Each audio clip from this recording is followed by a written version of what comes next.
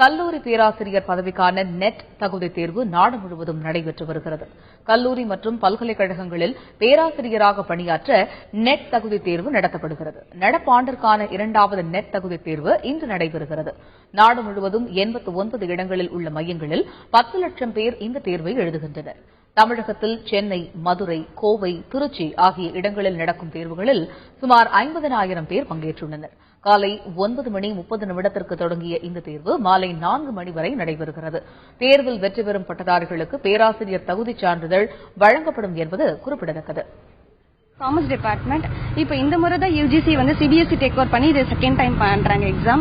இப்போ இந்த முறையில இருந்து தான் பென் எல்லாம் இஷ்யூ பண்றாங்க. ஈவன் எல்லா கேண்டிடேட்டும் பென் எடுத்துட்டு வரலான்னு இதுக்கு முன்னாடி இப்போ இந்த முறையில இருந்து தான் பெண்ணே அவங்க தான் ப்ரொவைட் பண்றாங்க. ஈவன் வாட்ச் கட்டிட்டு வரக்கூடாது. ஈவன் எல்லா ஹால்லயும் வால் கிளாக் வச்சிருக்கிறதா இப்போ இஷ்யூ பண்ணிட்டு இருக்காங்க.